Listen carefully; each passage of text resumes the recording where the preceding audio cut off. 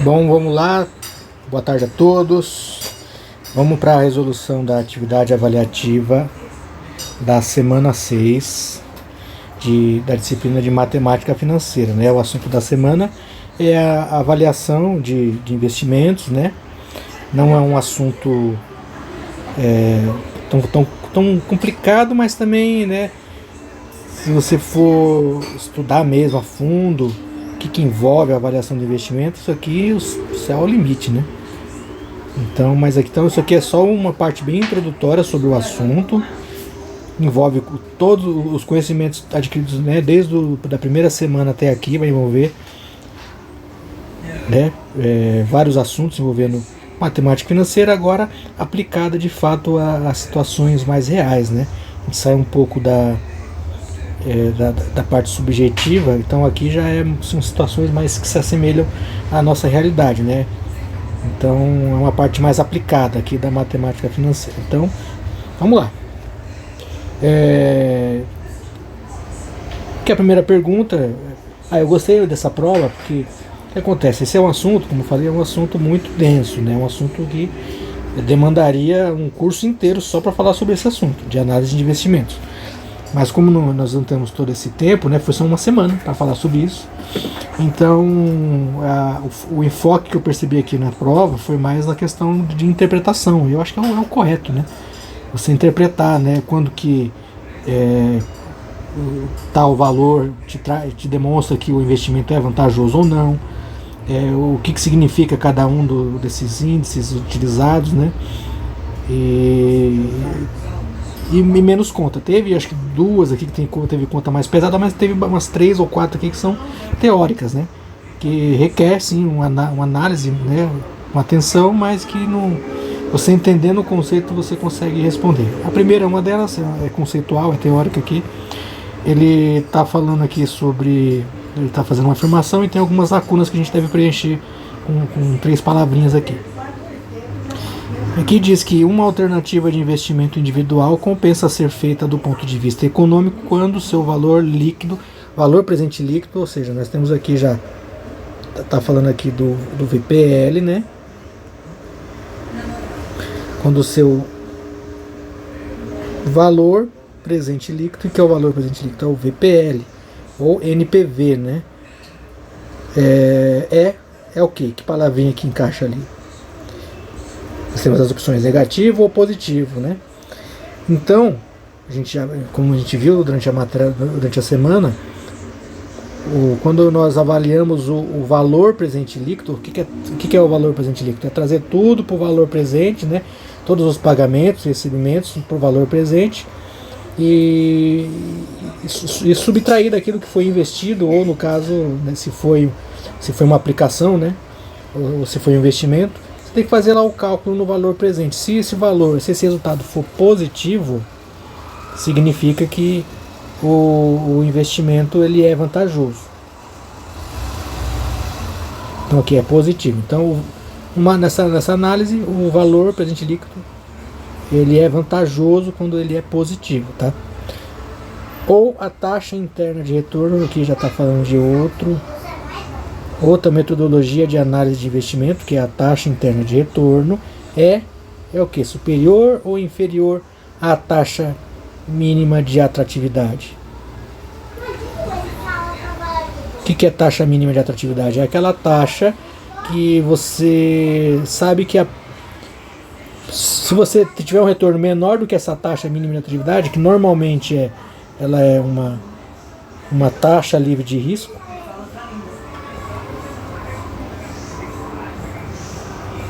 né, normalmente dada pela Selic, normalmente, né, vai depender do contexto, das opções de investimento que a pessoa tem, que ela considera como uma taxa de um risco mínimo que ele consegue assumir, risco máximo que ele consegue assumir, aliás. Então a taxa mínima de atividade é a taxa livre de risco. Então qualquer investimento que você for fazer, que vai te demandar trabalho, vai te demandar uma análise, ou vai te demandar grana e esforço, só vai valer a pena se o retorno dele for maior do que a taxa mínima de atratividade, né? Senão não faz sentido, senão você bota o dinheiro lá do tesouro direto lá, ou no banco, ele já vai te dar um retorno maior do que todo o trabalho que você vai ter de fazer esse investimento nesse negócio, ou comprar uma máquina, ou comprar seja qual for o investimento que for.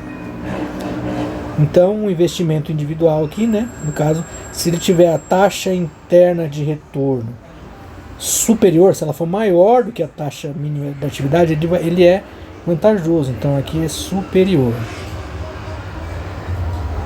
Porque se for inferior à taxa mínima de atratividade, não vale a pena fazer esse investimento, vale a pena você aplicar nessa taxa que ela é livre de risco e não te dá trabalho nenhum. Ou sua taxa de rentabilidade é... O que é taxa de rentabilidade? Taxa de rentabilidade, ela usa um conceito semelhante do valor presente líquido, né? Só que ele é uma taxa. Você pega o total do valor presente dos recebimentos dividido pelo valor presente dos pagamentos que tiveram ao longo do fluxo, né? Ou seja, é preferível que você receba mais do que pague, certo? Então, se esse valor aqui for maior do que esse aqui, o que vai acontecer? O valor vai ser maior do que 1, vai ser maior do que 0, aliás, vai ser positivo, né? Se ele for menor, ou seja, se você receber menos do que você paga no valor presente, esse valor ele vai ser menor do que 0, então não vale a pena. Então, o que nós estamos analisando aqui? Se o investimento individual compensa, né? Essa é a pergunta que ele faz, se o investimento compensa, certo? Então, essa taxa de rentabilidade precisa ser positiva. Certo? Então, o correto aqui é positivo, superior, positivo.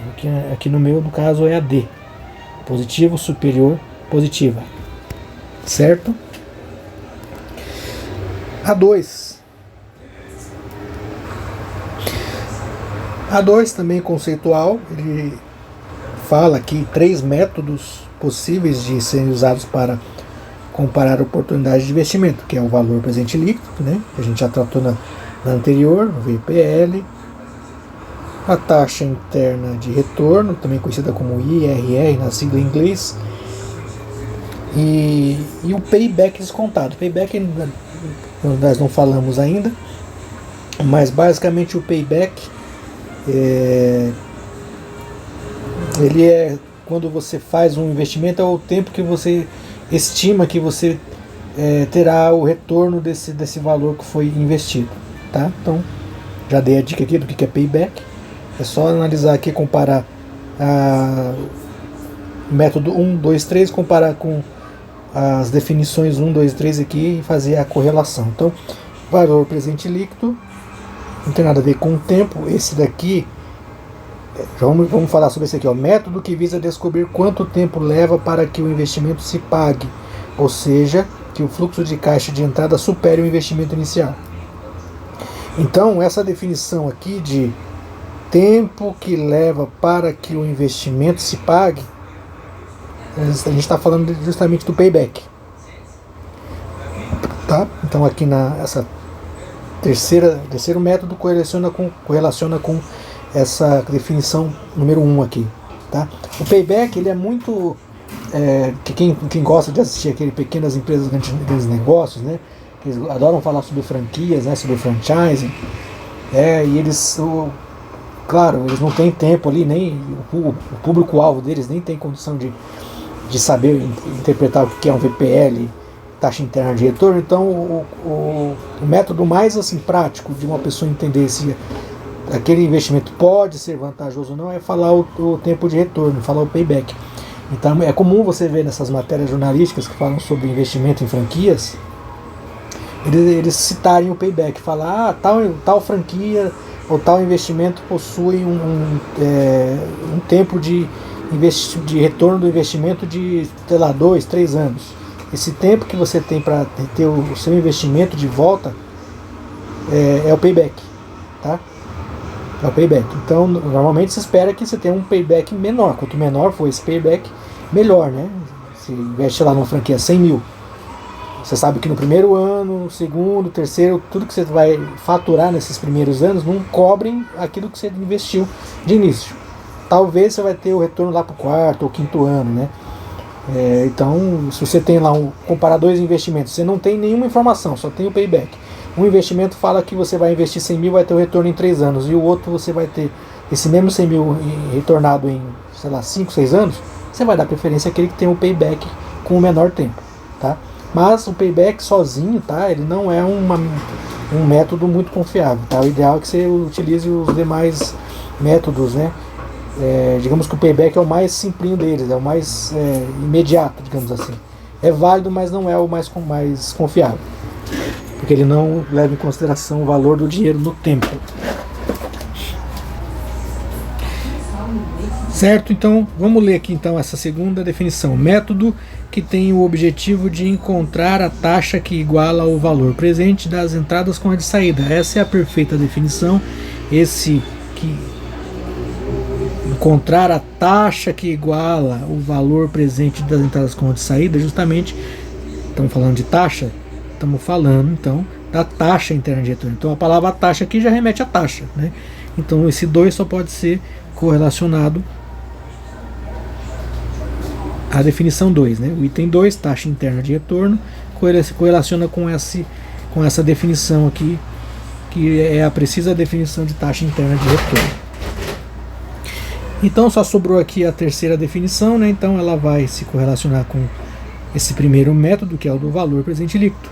Aqui está a definição sucinta do que é valor presente líquido, que é o método baseado na diferença entre os valores presentes dos benefícios, né, que são os pagamentos, e o valor inicial do investimento, né? Você traz os benefícios do investimento tudo para o valor presente e subtrai, né? Subtrai daquilo que você recebeu aquilo que você investiu ou aquilo que você pagou, né? Então isso é uma subtração. Então é ideal que seja maior do que zero aqui, para que você tenha vantagem. Mas enfim, essa é a definição de valor presente líquido, tá? Então na minha aqui ficou assim: a 1 correlaciona com a 3, a 2 correlaciona com a 2 e a terceiro método correlaciona com a primeira definição, tá? Então aqui fica 1, 3, 2, 2 e 3, 1. Tá? Vê na sua aí, que isso aqui costuma mudar, variar de pessoa para pessoa aí, tá? A pergunta 3, ele dá uma tabela, né? Que é um fluxo de caixa de dois potenciais investimentos, investimento A e investimento B, tá? Aqui vocês repararam que não precisa calcular nada, né? Só precisa interpretar. Já está tudo calculado aqui. Ele já está os fluxos, o valor inicial de cada um deles tem um valor inicial maior do que o outro, né? E só que um deles tem um VPL maior, ou seja, pela análise do VPL, esse aqui tem um VPL maior do que esse, então, né, pela análise do VPL, de cara você vê que o A seria melhor do que o B. Só que pela análise da taxa interna de retorno, a taxa interna de retorno do B é maior do que a do A. Então assim, de vermelhinho aquilo que é pior e de verdinho aquilo que é melhor. Olha só. Ué, mas é possível isso? Né? Será que eu posso ter um investimento que tenha um VPL maior do que o outro, mas tenha a taxa interna de retorno menor? Né? Então essa inclusive é uma das afirmações que ele coloca aqui, né? A gente vamos avaliar se isso é verdadeiro ou é falso, né? E outra informação importante para a gente avaliar isso aqui, os valores dos fluxos intermediários aqui nem importa muito. É interessante a gente avaliar aqui o quanto que foi investido em cada um deles. Esse aqui a gente investe mais. Se eu invisto mais, eu tenho uma taxa, dado uma taxa, eu vou ter um retorno maior porque eu investi mais. Esse aqui eu investi menos. Né? O volume de investimento é menor. Ah, mas não é melhor investir menos? Depende. Digamos que o problema da pessoa ou da empresa que está fazendo esse investimento não é grana para investir. Ela quer ter um bom retorno no final. Né? Então o volume de investimento aqui inicial ele é relevante, sim. Vamos então analisar cada uma das das questões aqui, cada uma das afirmativas. Na primeira afirmativa ele diz que a situação apresentada na tabela é impossível. Então, retornando aquele questionamento que eu fiz, é possível isso aqui, eu ter dado um investimento, um VPL superior a outro investimento, outra opção de investimento, mas a taxa interna de retorno ser menor? Ele tem um VPL maior, mas tem uma taxa interna de retorno menor? É possível isso? Isso aqui é impossível? Não, isso aqui é possível. Isso aqui pode acontecer sim, tá? Então isso aqui é falso, tá? Isso aqui você pode desconsiderar essa primeira afirmação, considerá-la como falsa. Segunda afirmação: os dois métodos indicam quais são os dois métodos. Mais uma vez, tá? VPL e taxa interna de retorno, tá? Estamos comparando dois investimentos por dois métodos diferentes, VPL e taxa interna de retorno. Os dois métodos indicam que o investimento A é o melhor investimento? Não, né? A gente já viu aqui que o investimento A ele é melhor no VPL. Aqui ok. Agora, na taxa interna de retorno, não, ele não é melhor. Ele é pior do que o investimento B. Enquanto o VPL do A ele dá 103, dá um valor maior do que no VPL do B, na taxa interna de retorno ele dá um valor percentual menor, uma taxa menor do que no B. Certo? Então, essa aqui é falsa também, pois não é verdade o que está escrito aqui. Terceira afirmação: para investimentos mutuamente exclusivos, o que é isso, mutuamente exclusivos? Imagine que o investimento A e B, eu tenho que escolher entre um e outro. Eu não posso fazer os dois e no final ver qual que foi melhor. Não, eu tenho que já analisar antes e escolher o A ou o B. Então são mutuamente exclusivos, né?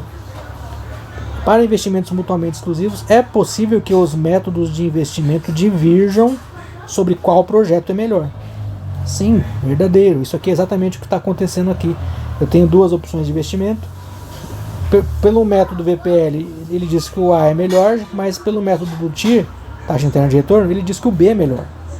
Então sim, para investimentos mutuamente exclusivos, é sim possível que métodos de investimento diverjam sobre qual projeto é melhor. Então a terceira afirmativa é verdadeira.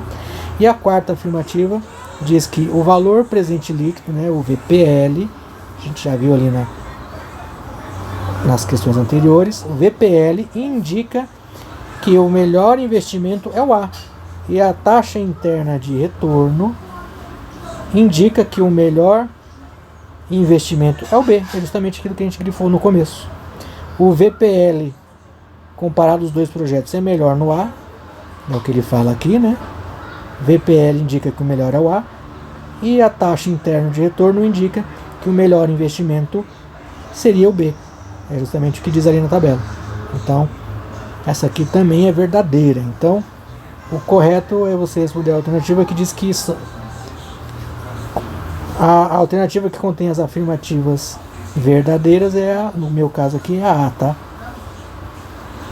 Que diz que a 3 e a 4 são verdadeiras, apenas. Certo? Pergunta 4. Pergunta 4, nós temos já também uma situação tá perguntando aqui que é uma medida útil, tá falando de um outro método aqui, né? Uma medida útil de mensurar o retorno de um projeto, um investimento, é o índice de lucratividade, né?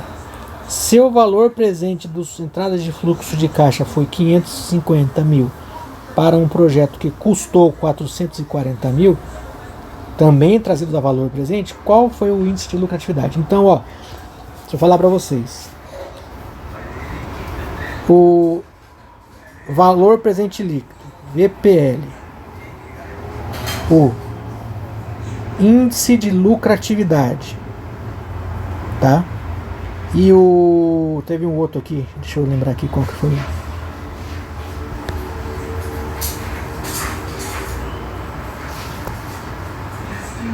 Enfim, esses dois aqui, a gente tem um outro, mas agora não lembro.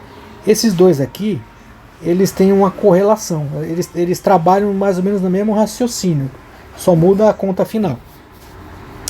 Enquanto no VPL, digamos que se eu fosse calcular o VPL dado esses mesmos valores aqui, eu já tenho os valores no valor presente das entradas, que é 550 mil, e tem o valor presente dos pagamentos, que é 440 mil. O VPL a gente faria então 550 menos 440, tá? Você ia ter um resultado aqui que ia te constatar que esse investimento ele é vantajoso, porque esse valor vai dar maior do que 1, certo? Isso aqui vai dar 100 e pouco, né? E o índice de lucratividade, eu pego esses mesmos valores aqui, só que eu não faço um menos outro, eu faço 1 dividido por outro. 550 dividido, que é um índice. Quando se fala em índice, taxas, é sempre uma razão, né? Aqui é a razão entre os valores, o valor presente das entradas, isso aqui é o valor presente das entradas, ou seja, aquilo que eu recebi ao longo do fluxo, dividido por 440 mil, isso aqui é o valor presente dos pagamentos, tá? Isso aqui vai dar, né, um valor que vai ser algo maior do que zero, concordam? Nem preciso fazer a conta aqui, não é... Aliás, preciso sim, desculpa. É justamente isso que pede aqui. Então vamos fazer essa conta aqui.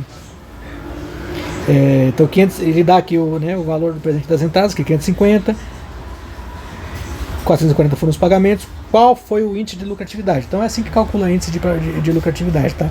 É o valor das entradas no valor presente dividido pelo valor dos pagamentos também no valor presente, tá? Não adianta você fazer, se não trazer um ou outro para o valor presente. Digamos que você tem o valor dos recebimentos no valor presente, mas o valor dos pagamentos ali espalhados ao longo do fluxo, sem trazer para o valor presente. Não dá certo. Você tem que trazer tudo para uma mesma base temporal, tá? No caso aqui a gente trabalha com o tempo zero. Então isso aqui quanto que dá? 550. É 1000, né? Mas tanto faz aqui. 550 dividido por 440. Vai dar justamente 1,25. Tá? Essa é a resposta. 1,25, tá?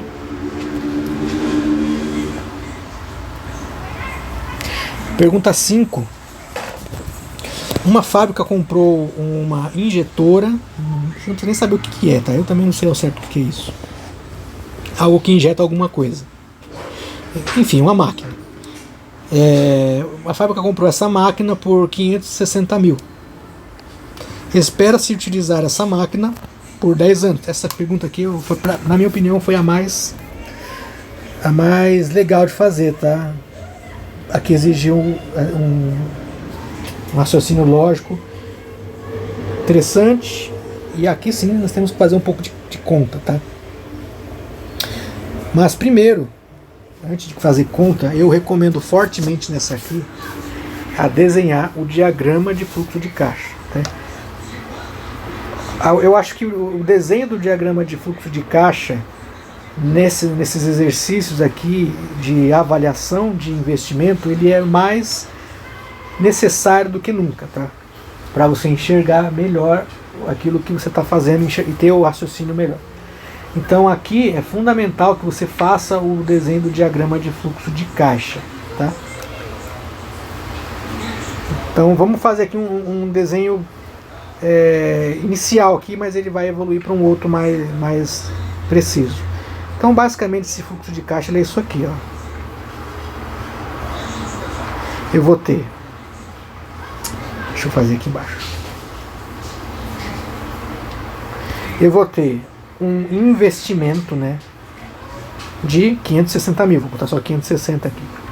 Então se eu investir, setinha para baixo, certo?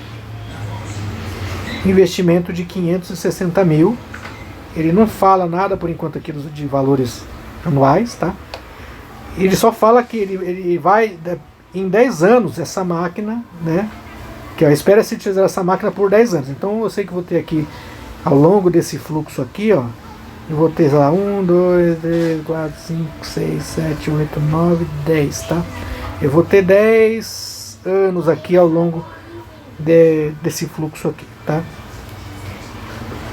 E que após esse prazo, estima-se que se possa vender essa máquina por um valor residual de 15% do seu preço de compra. Então lá no final, lá no último fluxo, eu vou vender. Se eu vou vender, vai entrar dinheiro no meu caixa, certo? Eu vou vender essa máquina por quanto? Pelo valor que eu paguei? Não, por 15% do valor do preço de compra. Então aqui, ó, eu vou investir 560 mil na máquina. E lá no final do último ano, depois de 10 anos, eu vou vender essa máquina a um valor residual de 15% desse valor. Então vai ser, qual que é o meu valor residual aqui? Vai ser 15%, vai ser 15% de 560 mil, né? 560 mil vezes 0,15, tá? Quanto que dá isso aqui? 560 vezes 0,15, 84 mil, tá? Então, aqui no último ano, a gente vai vender essa máquina por 84 mil, valor residual. Então já temos aqui um fluxo preliminar aqui, bem inicial aqui. Aí ele pergunta: calcule o custo equivalente anual desse investimento para a empresa para uma taxa de 13,75% ao ano. O que é o custo equivalente anual? A gente tem um custo equivalente anual, dado um prazo de investimento, ele é correspondente ao nosso querido, eu vou até escrever aqui, o custo equivalente anual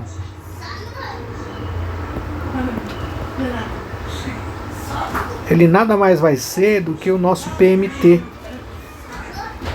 tá? Imagine que você vai investir um valor e você vai diluir o custo desse valor ao longo de 10 anos, aqui no caso, que é o nosso prazo. E como é que eu faço? Eu pego esse 560 mil, divido por 10, espalho aqui? Não podemos fazer de maneira tão simplória, né? Porque estamos trabalhando com um conceito de capitalização composta, né? Então você tem que considerar o valor dos juros aqui. E ele dá os juros aqui, que é 13,75% ao ano, tá? Então aqui, ó, ano 0, 1, 2, 3, 4, 5, 6, 7, 8, 9, 10 anos, tá? Mas que valor eu vou considerar para poder fazer esse cálculo de PMT aqui? É o 560 mil? Não. Eu já tenho que considerar esse 84 mil, que está lá no ano 10, e trazer ele aqui para o ano 0 e fazer um VPL aqui no ano 0. E aí sim, o valor desse VPL, né? Em cima desse valor de VPL, eu vou calcular o PMT. Então a primeira coisa que a gente faz aqui é calcular o VPL, ó. Certo? E como que eu calculo esse VPL? Primeira coisa, trazer esse 84 mil que está lá num tempo futuro para o valor presente, tá? E depois pegar esse 560 mil, que na verdade seta para baixo, ele vai ser um menos, né, um investimento, e somar com esse 560 mil. Vamos ter um valor líquido investido, tá? Vamos ter o valor do investimento líquido, tá? Então antes de a gente calcular o VPL, vamos fazer isso, vamos trazer esse 74 mil aqui para o valor presente. Como é que a gente faz? Pela nossa fórmula, aquela que, uma das primeiras que a gente aprendeu em matemática financeira envolvendo juros compostos, que é a fórmula do valor futuro, né, do valor presente, né? E qual que é essa fórmula? Lembra? Vamos botar ela de valor futuro aqui e ajustar para valor presente, mas a fórmula é valor futuro, aqui é FV, né? Future Value igual a present value, valor presente, vezes 1 mais i elevado a n. Tá? A fórmula básica de juros compostos. Só que eu não quero saber o valor futuro. O valor futuro eu já tenho, né? Isola o valor presente. Pega esse aqui que está multiplicando, passa para lá dividindo.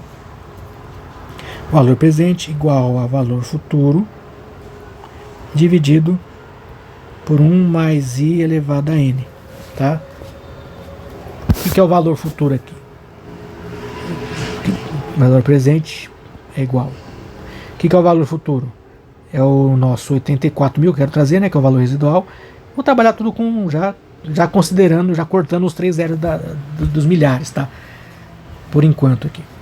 84, que é 1000, divide 1 mais i. Qual que é o i? A gente sabe que o i ele foi dado aqui, é 13,75, né? Esse aqui a gente sabe que em valor unitário é a mesma coisa que 0,1375. Então 1 mais a taxa vai ser 1,1375. Elevado o quê? Elevado a n. Qual que é o n? É 10, né? Faz essa continha, vamos lá. Fica 84, que divide 1, nem precisa desse parente aqui. 84 dividido por 1,1375 elevado a 10, tá? Então o nosso valor presente aqui desse valor residual, ou seja, trazendo esse valor residual que eu pagaria lá daqui a 10 anos, trazendo aqui para valor presente, ele equivale a 23.161,42, tá? Que eu já botei no formato de 1000 mesmo, tá? 23.161,42, tá? Aí a gente pega esse valor, a gente pega lá o valor do investimento e subtrai desse valor presente do valor residual e vamos ter o valor do investimento líquido, né? Então, investimento líquido. O investimento líquido vai ser o valor do investimento, que no caso é 560 mil, menos 23.161,42. Quanto que dá essa brincadeira aqui? 560 mil menos 23.161. Deixa eu só conferir um negócio aqui. 161,42, tá? Então o meu investimento líquido, na verdade, aqui é 536.838,58. Tá? Então esse é o valor que eu vou considerar como valor presente para calcular o nosso PMT. Ah, e lembrando, esse cálculo de valor futuro aqui, que é simples, mas dá para fazer na HP também, ó. Assim como o cálculo do PMT também. Mas ó, o valor futuro aqui, como que a gente faria na HP isso aqui? Relembrando, né? Nós temos o valor presente, né? O valor futuro, que era 84 mil, né? 84 mil é o nosso valor futuro. Taxa 13,75. Lembrando mais uma vez que a taxa de juros na HP ela vai em formato percentual e não em formato unitário, tá? Qual que é o N? É 10. N é 10. Valor presente tá aí 23.161,42, tá? Por que deu negativo? Porque eu coloquei o 84 mil lá como valor futuro positivo. Então a HP ela retorna o valor presente como negativo, tá? Desconsiderando o sinal, tanto do investimento aqui quanto do valor presente do valor residual, 560 mil menos 23 mil, vamos ter um valor de investimento líquido de 536.838, tá?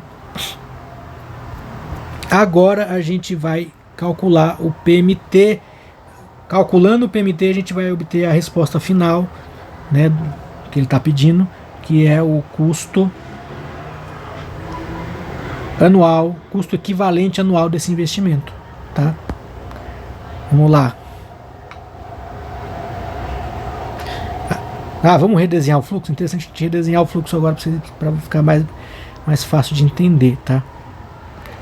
Deixa eu pular a linha aqui, descer aqui.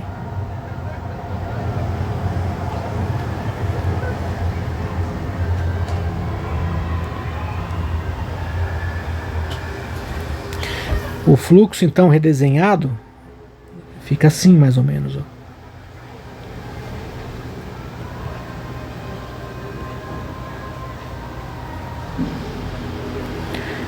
Então, a gente tem o... A gente vai ter assim, mais ou menos. A gente vai ter o valor... Um valor investido de 560 mil.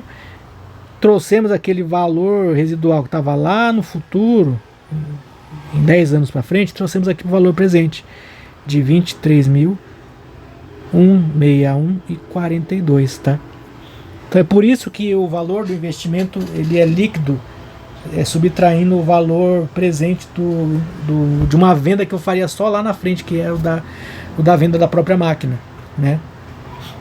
Certo? E isso aqui a gente já viu que dá o valor líquido, né, de investimento de 536.838,58, tá? Esse vai ser o meu PV para calcular o meu PMT. Como que eu calculo o PMT? Fórmula do PMT, fórmula chata, mas, né, uma das formas que a gente vai ter que decorar. Se você não for usar HP, essa forma você vai ter que decorar. A fórmula do PMT é PV é igual a PMT vezes o tal do fator de valor presente. O que é o fator de valor presente? Eu vou botar direto aqui. 1 menos 1 mais I elevado a menos N. Esse menos N aqui mata muita gente, hein? Tudo isso aqui dividido por I, tá? Bom, nós temos o PV, temos a taxa, temos o prazo. O que nós queremos é o PMT, né? Então a gente pode manipular a fórmula. A PMT é igual, passa esse aqui todo que está multiplicando, passa dividindo lá para o outro lado. PV dividido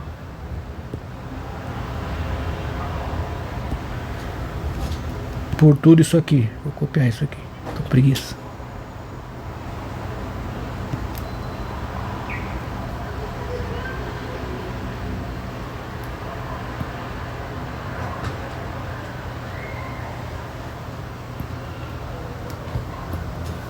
Certo?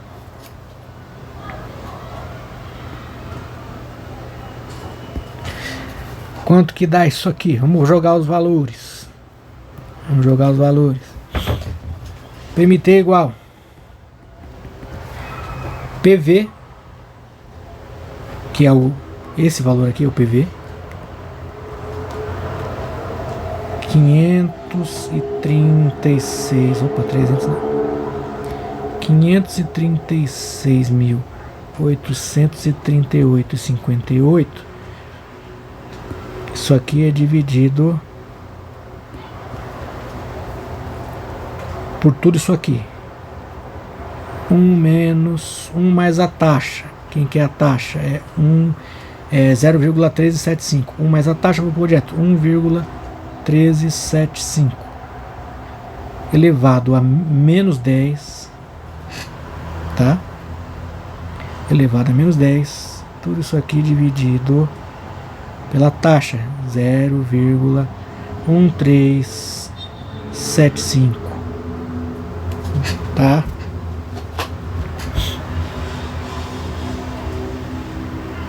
Vamos fazer primeiro, vamos calcular só esse aqui de baixo primeiro, né? Vamos calcular só isso aqui primeiro, para facilitar o nosso raciocínio, para não ficar muito grande a conta aqui, a gente pode se atrapalhar. Abro um parênteses, 1 menos, já expliquei, né, em outros vídeos por que eu abro outro parênteses por fora aqui. 1 menos 1 mais a taxa, 1,1375, fecho, elevado a menos 10, fecho, divido pela taxa, 0,1375. Tá? Então isso aqui, né, que é o nosso fator de valor presente, 5,267409, tá? Então isso aqui vai ficar 536,8 538,58. Isso aqui, esse valor de presente líquido, né? Dividido pelo fator de valor presente. Acabamos de calcular aqui, está na tela. 5,267409, tá? Calculando isso aqui, vamos ter a nossa resposta final, tá? 536.838,58 dividido por 5,267409. Ah, precisa de tudo isso de casa? Ah, quanto mais melhor, tá? Quanto mais melhor, vai chegar mais perto do valor que a gente quer. Então essa é a resposta, tá? 101.917. Ô, meu, miséria de caderno, né? Usa espaço aqui. 101.917.001 ou 02, não lembro bem qual que era a alternativa. Vamos ver aqui. 01, né? Essa aqui mesmo, tá? 101.917,01, você viu? Bateu em cima, tá? Ah, como é que eu calculo o PMT? Você falou que dá para calcular o PMT na HP, dá sim, tá? PMT na HP. Já temos o PV, né? Que é o 536.838.58. Ah, eu estou investindo isso aqui, né? Então eu vou mudar o sinal, negativo, setinha para baixo, negativo. PV, prazo é 10, N, taxa 13,75% e PMT 101.917,01, tá? Escrevendo aqui na HP.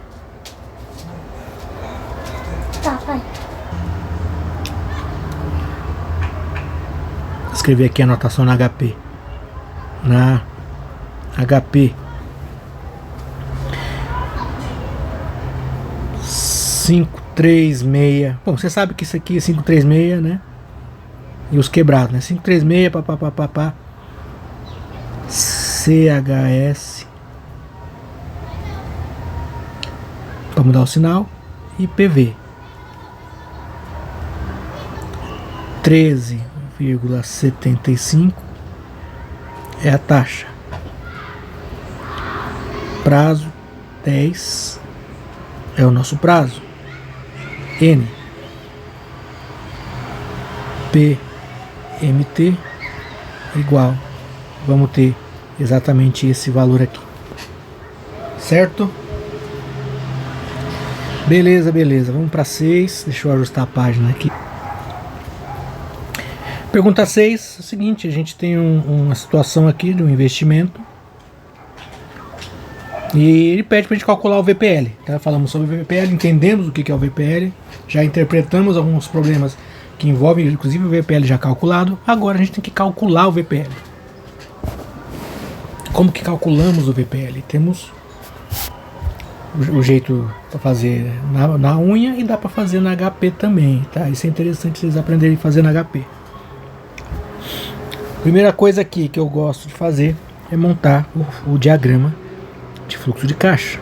Vamos grifar aqui então os itens importantes. Ele vai fazer um investimento, não me interessa o que é. O custo do desenvolvimento, né, foi estimado em valor de aproximadamente 255.653. O que é esse custo de desenvolvimento? É o custo do investimento que ele vai ter. Ele vai ter que investir esse valor aqui de cara, tá? Só que esse investimento vai dar um retorno anual para ele nos próximos 3 anos de 150 mil. Então é um retorno, um valor fixo inclusive, tá? Que facilita o nosso cálculo aqui. Em cada um dos 3 primeiros anos após o seu lançamento, certo? Então já sabemos que os fluxos vão ser anuais. Determine o valor presente líquido, a gente quer saber o VPL, do fluxo de caixa desse projeto para uma taxa mínima de atratividade. Olha aqui, ó, a taxa mínima de atratividade de 15% ao ano. Então, retomando o conceito, o que é taxa mínima de atratividade? Esse 15%, imagine que em determinado contexto ou determinado país subtropical, a taxa de juros básica, ou seja, qualquer investimento que a pessoa faça num CDB ou num título público, que é uma taxa totalmente livre de risco, já paga 15% ao ano. Vocês conhecem algum país assim? O nosso, até pouco tempo atrás, estava pagando esse nível de taxa aí, tá? Já baixou um pouco, mas não está muito longe disso aí não. Essa é a taxa livre de risco. Essa é a minha taxa mínima de atratividade. Afinal de contas, o cara pode pensar, pô, por que eu vou ter todo o trabalho de investir 250 mil, fazer desenvolvimento do software, contratar, lidar com pessoa, lidar com documentação, burocracia, impostos, né? Para ter um retorno que é inferior a uma aplicação financeira que você não faz nada, que você senta nela e ela te dá o retorno, sem risco. É por isso que a taxa de juros influencia muito nas decisões empresariais, tá? E basicamente é isso que é a taxa mínima de atratividade, tá? Então eu preciso verificar se nesse meu investimento inicial de 255.600, que tem um retorno esperado anual de 150 mil, se esse retorno vai ser maior do que 15% ao ano, que eu já tenho garantido sem ter que fazer nada, tá? Então esse é o conceito. Se vocês entenderem esse conceito aqui, já ganhou o aprendizado da semana aí. Então vamos montar o fluxo aqui. Evidente, claro, que esse 150 mil que é estimado aqui, como isso aqui é um problema básico para entender o conceito, parece que é simples, né? Eu vou fazer um investimento, eu vou ter um retorno de 150 mil por ano. Pô, mas como é que eu sei que esse retorno é 150 mil por ano? Então esses cálculos são extremamente complexos, tá? Enfim, já envolve toda a questão de análise de fluxos de caixas futuros, o que você vai pagar de salário, de imposto, o que você vai ter de retorno disso, daquilo, descontar frete, descontar isso aqui. Então isso aqui, na prática, é extremamente complicado e trabalhoso de se fazer, mas aqui é um problema que já está me dando esse valor estimado de 150 mil, não me interessa como que eles chegaram nesse valor. Nesse momento não interessa a gente. Vamos desenhar o fluxo. É um fluxo que a gente vai fazer daquele jeitão. 1, 2, para 3 anos mais ou menos. Eu vou ter um investimento inicial e depois a cada 3 anos, 1, 2, 3, eu vou ter um retorno fixo a cada 3 anos, tá?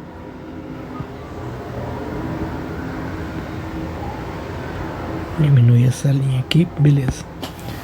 Vou ter um retorno fixo a cada 3 anos. Qual que é o meu investimento inicial? 255.653,71. 255.653,71. Qual que é a expectativa de recebimentos futuros anuais? 0, 1, 2, 3 anos. Ele já fala aqui, é 150 mil. 150 mil aqui, 150 mil aqui, 150 mil aqui, tá? E a taxa mínima de atratividade 15% ao ano. Taxa mínima de atratividade 15% ao ano. Então, para calcular VPL, precisamos ter o valor do investimento inicial, líquido de preferência. Aqui ele não fala nada, já dá, é só esse valor que temos que considerar. Valores de recebimentos futuros, tá? E uma taxa. Recebimentos e pagamentos, tá? Poderia ter pagamentos aqui também tem essa, né? Quando os problemas começam a ficar mais complexos, não aqui, né? Podem ter pagamentos aqui, para você calcular esse valor líquido de recebimentos aqui ao longo do tempo. Mas aqui o problema ele é mais simplificado, né? Ele já considera que esse 150 mil aqui é líquido, recebimento líquido. Tá? Como é que calcula isso? A gente vai fazer o seguinte, ó, VPL é igual a esse 150 mil que está aqui no ano 1, trazido para valor presente, mais esse 150 mil que está no valor no ano 2, trazido para valor presente também, mais esse 150 mil que está no ano 3, trazido aqui para valor presente. De tudo isso eu vou subtrair.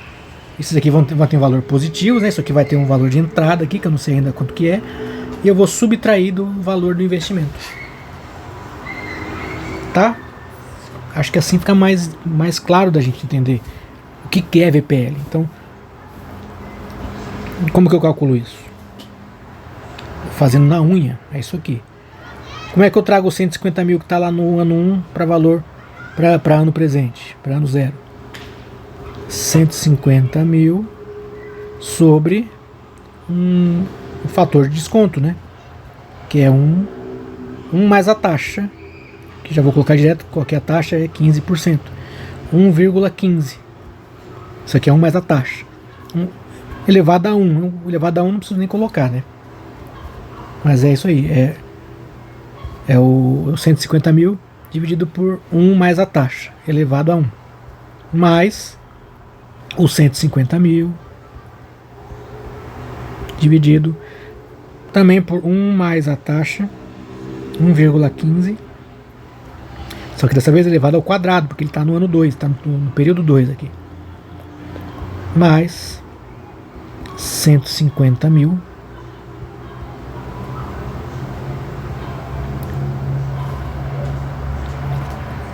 dividido por 1 mais a taxa elevado a 3. Tudo isso aqui menos o investimento inicial, que é o de 255.653. Tudo isso aqui, não sei se vai ter espaço aqui. Deixa eu reduzir essa minha letra aqui.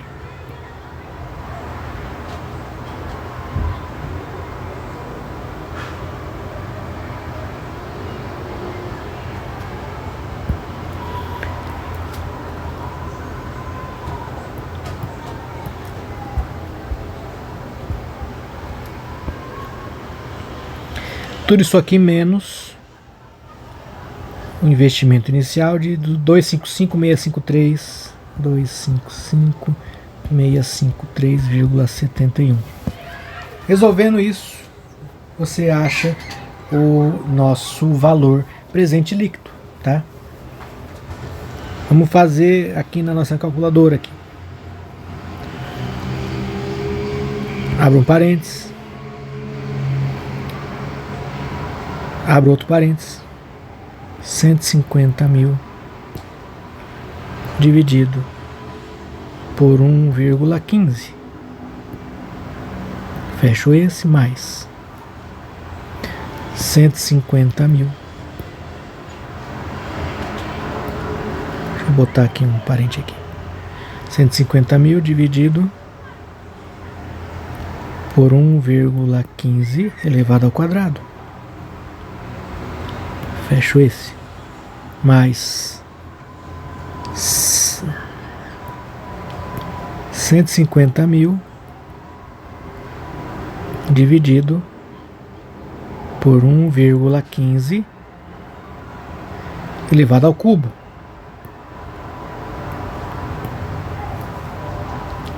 Tá? Não. Deixa aqui. Tudo isso aqui menos 255.653,71. Se eu fiz certo aqui a digitação da expressão aqui na calculadora, já temos o VPL, que é 86 mil, deu certinho. 86.830, arredondado 0,6. Dá certinho. Então essa é a resposta. Se quiser, faça em partes, eu recomendo. Inclusive, faça primeiro esse, reserva o valor, depois faz esse aqui, reserva o valor, depois faz esse aqui, reserva o valor, soma esses três aqui, tá? Soma esses três aqui e subtrai do valor do investimento inicial. Você vai achar da mesma maneira, tá? E na HP, como é que faz isso aqui na HP? Ah, aqui é a cerejinha do bolo. Cereja não, porque cereja é ruim, né? Aqui é a cobertura do bolo, tá? HP, né? Isso aqui eu já até fiz uns vídeos aí, específicos pra falar sobre isso essa semana que passou, que ensina a usar esse recurso, essas teclinhas aqui, ó, CF0, CFJ, e que são acessadas por essa tecla azul G aqui, ó, tá? Esse CF0 nada mais é que o CF de cash flow, ou seja, fluxo de caixa no tempo zero, e CFJ é o fluxo de caixa nos tempos futuros, 1, 2, 3, dependendo, no caso aqui vai até o terceiro, né? Como que eu faço isso no HP? Aqui eu tenho até dois jeitos de fazer. Vamos fazer das duas formas.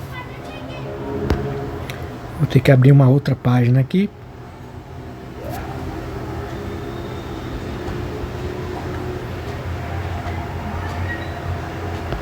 HP fica assim.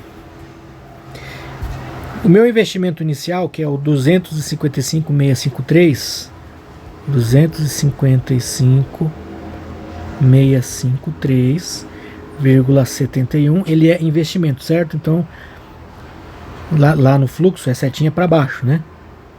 Então já vamos mudar o sinal dele aqui. CHS para mudar o sinal. Agora eu vou na teclinha G, na azulzinha, para acessar aqui, certo? E aí vou em CF0, que é o fluxo de caixa inicial, tá? E os outros fluxos? De 150 mil no 1, 150 mil no 2, 150 mil no ano 3.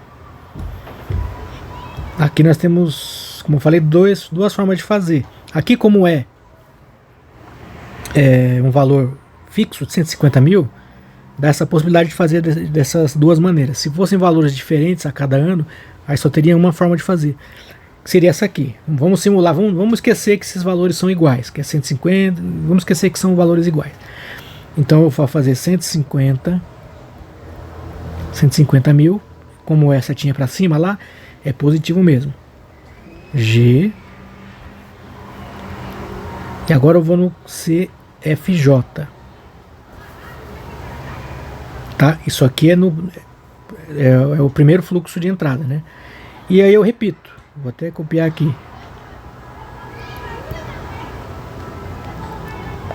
Como são 3, né? Eu faço isso 3 vezes.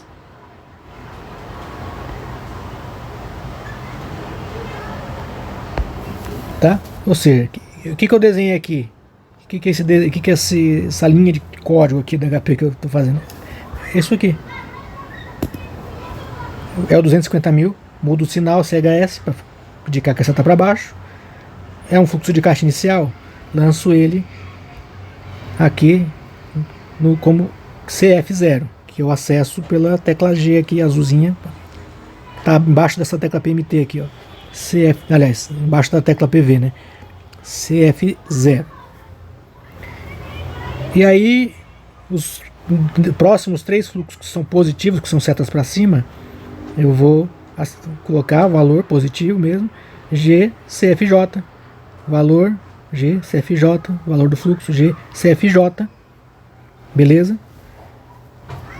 E aí, no fim, a gente vai dar uma taxa. A gente vai informar qual é a taxa, tá? Que no caso aqui é 20%. Desculpe, a taxa é 15%, né? A taxa de atratividade é 15%.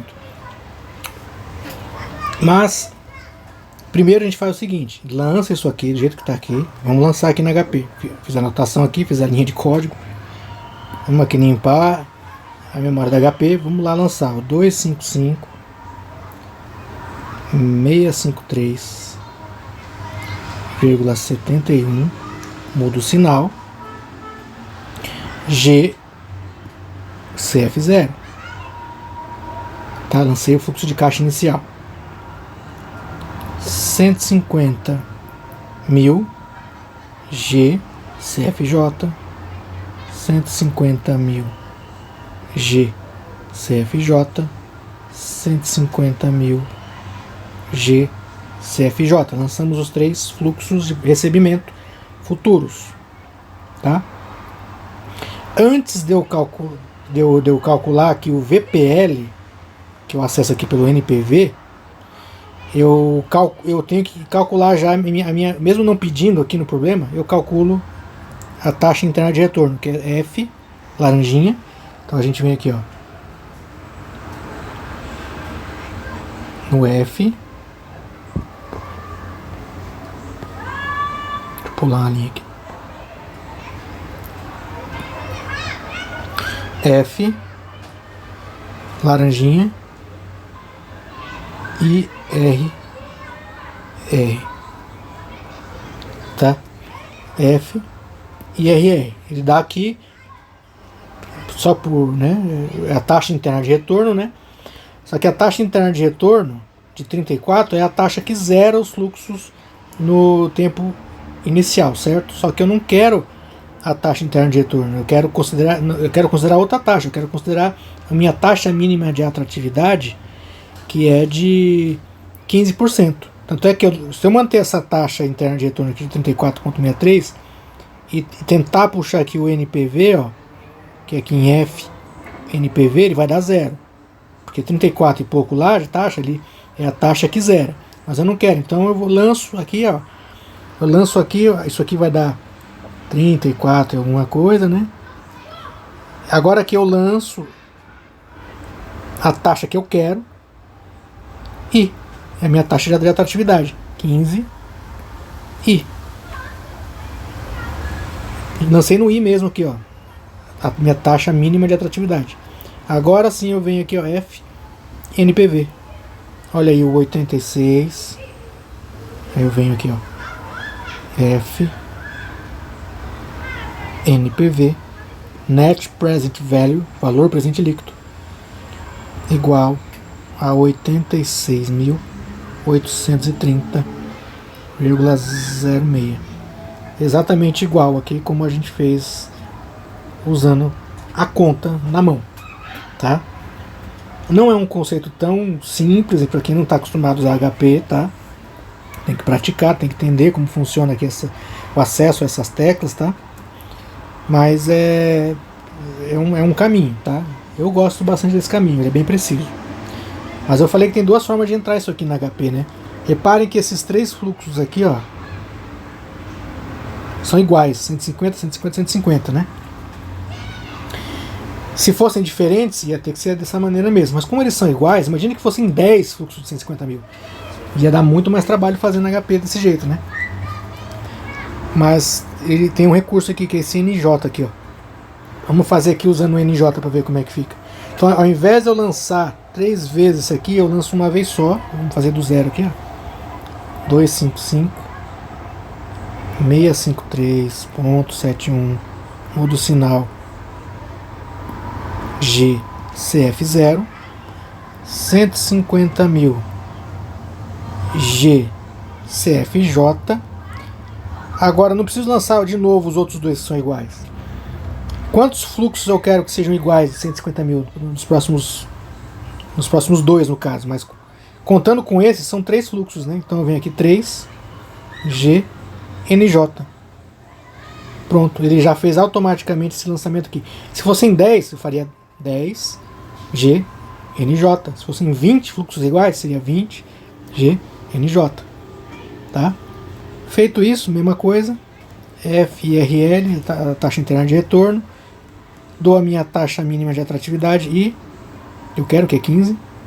E vou aqui no FNPV 86.830,06. Certo? Modo alternativo. Simplifica a nossa vida. E obtenho o retorno, o resultado esperado. Tá? Vamos para a 7 aqui. Deixa eu ajustar a página. A 7 para mim é uma, assim, ainda bem que foi dada de uma maneira que facilitou a nossa vida, mas não é um conceito tão simples. Eu confesso que eu tive muita dificuldade de entender a explicação do professor de um problema similar a esse lá na videoaula, assim como eu tive também dificuldade de entender a forma como está escrita no livro do Asaf Neto, que, né, padrão lá do Asaf Neto, ele bota lá como é que fez e não explica direito como é que fez, e ainda capaz de ter erro de digitação lá no meio também, que eu não duvido. E o professor não faz muito diferente, ele pega o que está lá no livro e explica como está no livro, não mostra bem como é que fez, né, esse ano 1, 2, 3, esses demais anos aqui. Mas como essa questão aqui já dá tudo mastigado, fica mais fácil de responder. O importante é entender o conceito. Pergunta 7 é o seguinte, ó, a tabela abaixo apresenta informações financeiras sobre um caminhão pertencente a uma empresa de transporte. Se vocês lembrarem do exemplo lá da videoaula, eles falam em, que está no livro também, né? Que eles falam em veículo utilitário, né? E os valores são diferentes, mas o problema é o mesmo, tá? Complete a tabela e indique qual é o prazo em anos que esse veículo deveria ser mantido, né? Isso aqui é a análise financeira anual do custo de propriedade de um caminhão para a empresa de transportes. Tem lá um conceito que você deve trocar o determinado equipamento, determinado ativo, quando o valor do seu custo total anual começar a cair, tá?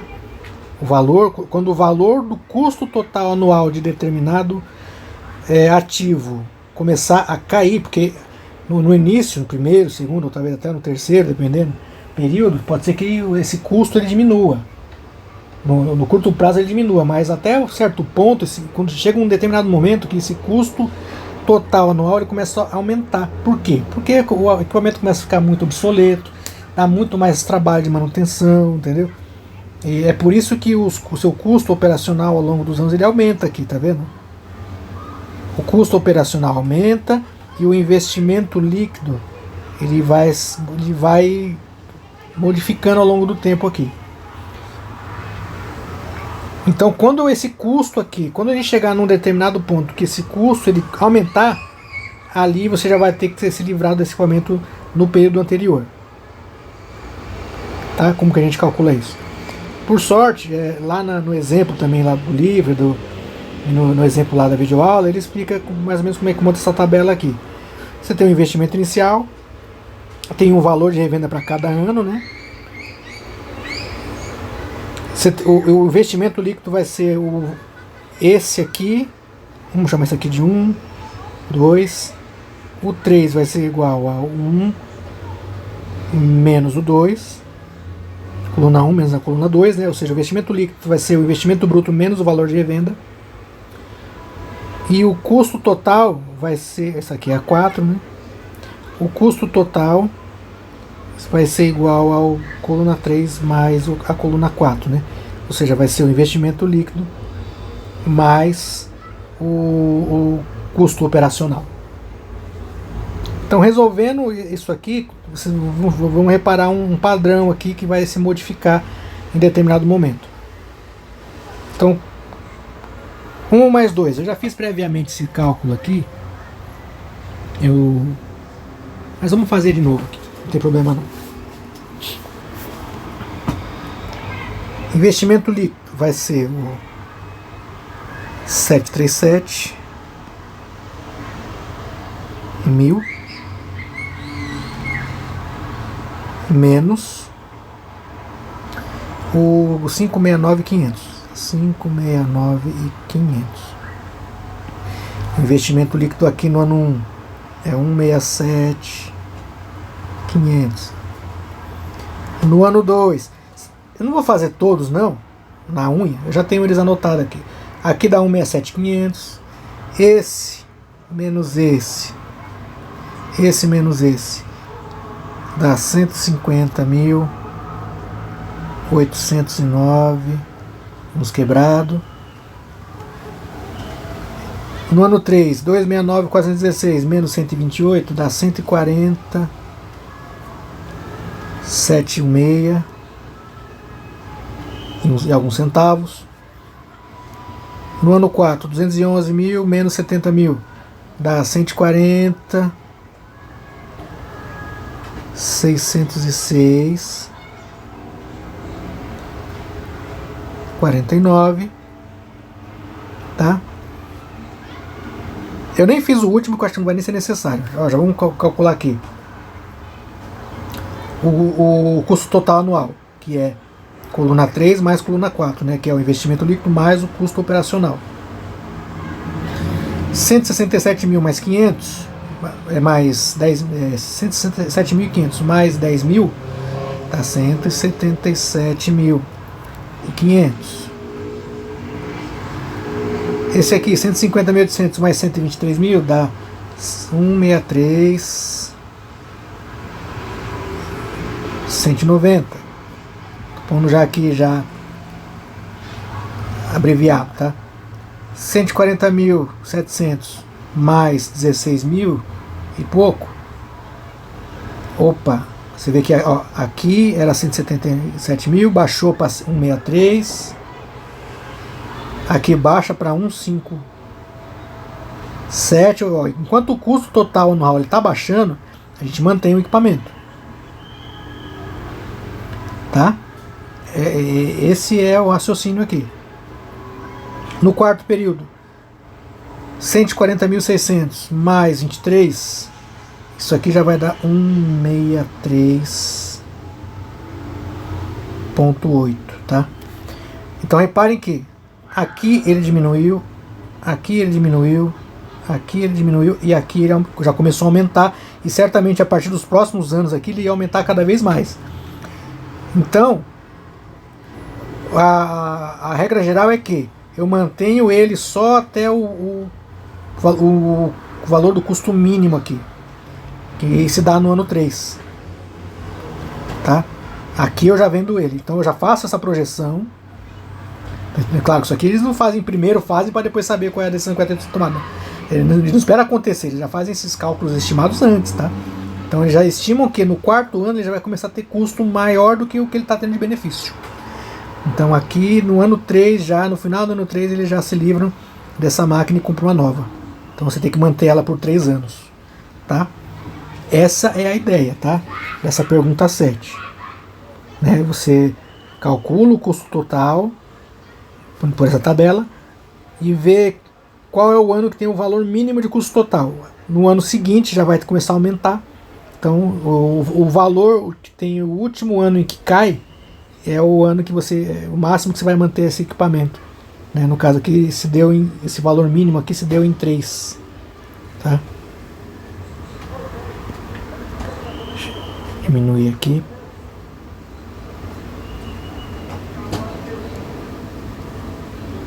Se deu em 3 anos, tá? Então no ano 3, então são 3 anos o prazo máximo que eu mantenho esse equipamento antes que ele comece a me dar prejuízo, tá? Essa é a ideia, beleza? Então isso aí, pessoal, a matéria dessa semana não foi das mais fáceis, né? Foram muitos assuntos, mas que envolveu basicamente os conhecimentos que a gente teve já ao longo das outras semanas. A gente só está aplicando em situações mais do cotidiano das empresas, beleza? É isso aí, pessoal, bons estudos e fiquem com Deus.